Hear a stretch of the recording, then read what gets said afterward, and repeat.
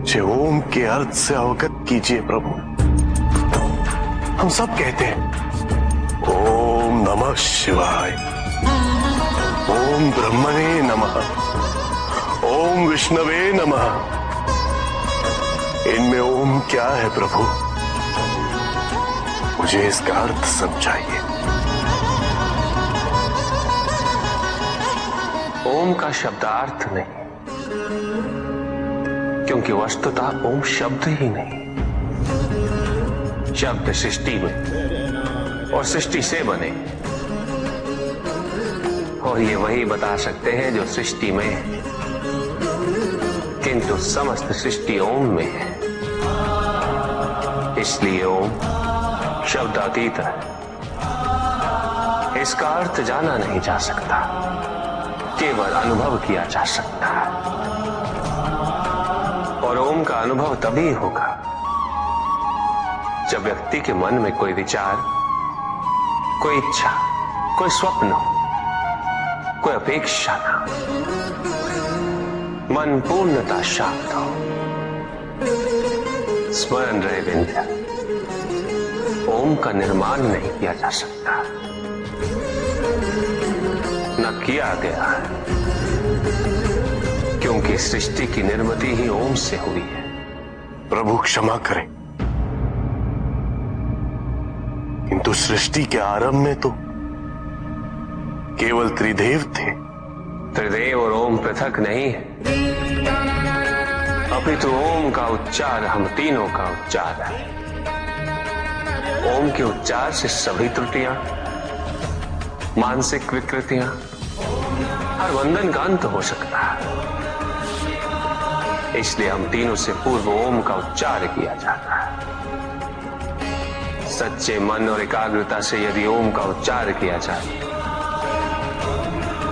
तो हम तीनों की अनुभूति एक साथ एक स्थान पर हो सकती है। वृंद, सुख आंतरिक होता है, संतोष आंतरिक होता है। उन्हें बाहरी तत्वों से रेखांकित और परिभाषित नहीं किया जा सकता, आकार से नहीं पाया जा सकता।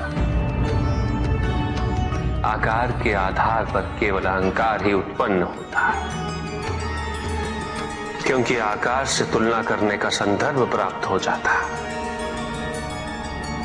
यदि तुम्हारा आकार छोटा है तो तुमसे भी छोटा कोई न कोई अवश्य होगा, और यदि उसी प्रकार तुम विशाल हो तो तुमसे भी विशाल इस संसार में कोई न कोई अवश्य होगा। इसीलिए शरीर या आकार की तुलना करना कभी भी शाश्वत सुख का आधार नहीं बन सकता, संतोष का आधार नहीं बन सकता। एक भक्त सदैव ये जानकर विश्राम करे कि कोई है जो सदैव उसका ध्यान रखता है।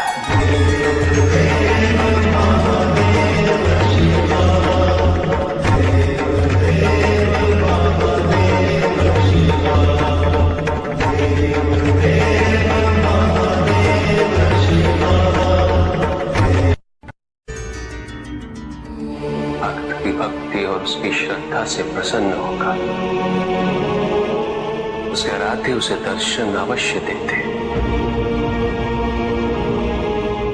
किंतु कब, किस रूप में और किस परिस्थिति में,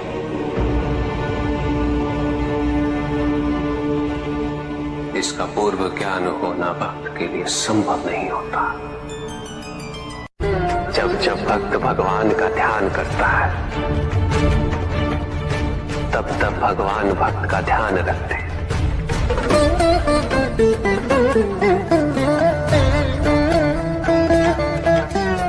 किंतु जिस क्षण भक्त भगवान का ध्यान नहीं करता तब भी भगवान भक्त का ध्यान रखते हैं। इसलिए तुम्हारा ये कथन उचित है नंदी। मैं व्यस्त हूं और मैं चिरंतन काल से लेके चिरकाल तक व्यस्त रहूंगा। प्रत्येक क्षण प्रत्येक भक्त का ध्यान रखते हैं।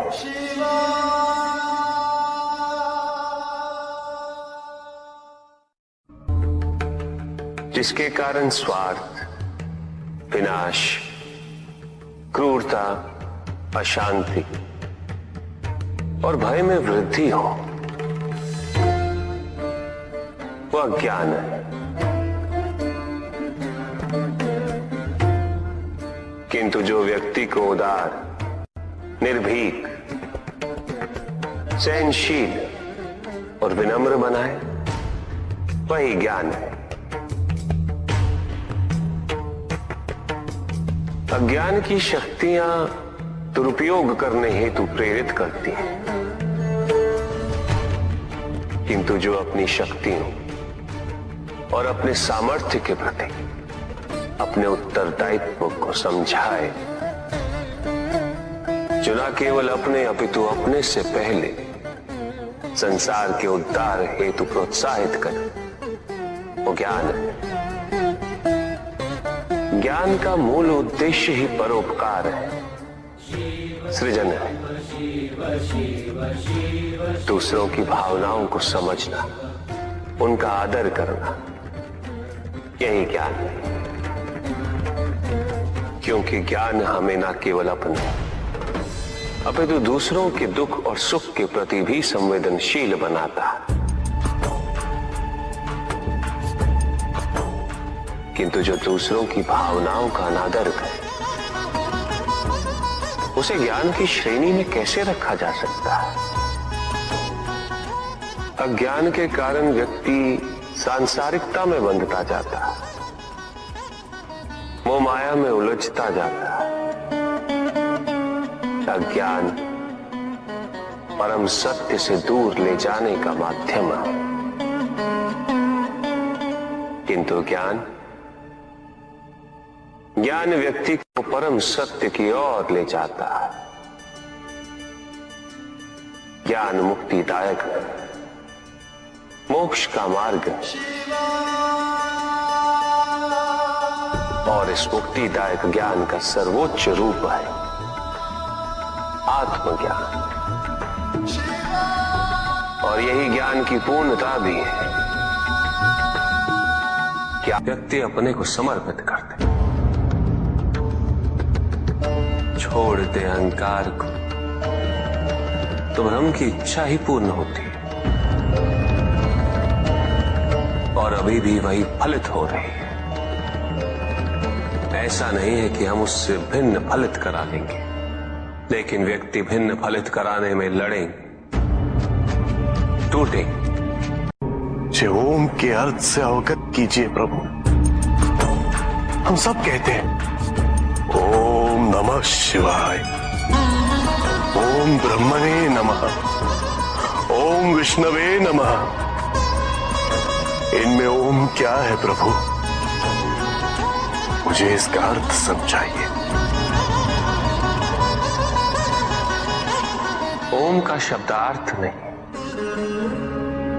क्योंकि वस्तुतः ओम शब्द ही नहीं। शब्द सृष्टि में और सृष्टि से बने, और ये वही बता सकते हैं जो सृष्टि में है, किंतु समस्त सृष्टि ओम में है। इसलिए ओम शब्द अतीत है, इसका अर्थ जाना नहीं जा सकता, केवल अनुभव किया जा सकता है। और ओम का अनुभव तभी होगा जब व्यक्ति के मन में कोई विचार, कोई इच्छा, कोई स्वप्न हो, कोई अपेक्षा ना, मन पूर्णतः शांत हो। स्मरण रहे बिंद्या, ओम का निर्माण नहीं किया जा सकता, न किया गया है,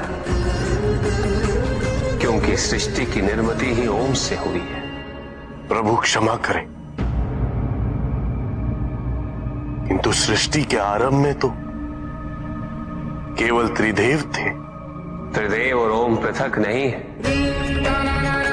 अपितु ओम का उच्चार हम तीनों का उच्चार है। ओम के उच्चार से सभी त्रुटियां मानसिक विकृतियां, हर बंधन का अंत हो सकता है। इसलिए हम तीनों से पूर्व ओम का उच्चार किया जाता है।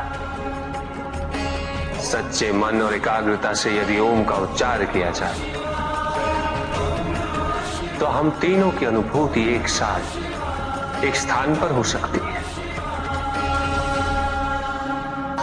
पिंड सुख आंतरिक होता है, संतोष आंतरिक होता है। उन्हें बाहरी तत्वों से रेखांकित और परिभाषित नहीं किया जा सकता, आकार से नहीं पाया जा सकता। आकार के आधार पर केवल अहंकार ही उत्पन्न होता है, क्योंकि आकार से तुलना करने का संदर्भ प्राप्त हो जाता है। यदि तुम्हारा आकार छोटा है तो तुमसे भी छोटा कोई ना कोई अवश्य होगा, और यदि उसी प्रकार तुम विशाल हो तो तुमसे भी विशाल इस संसार में कोई ना कोई अवश्य होगा। इसीलिए शरीर या आकार की तुलना करना कभी भी शाश्वत सुख का आधार नहीं बन सकता, संतोष का आधार नहीं बन सकता।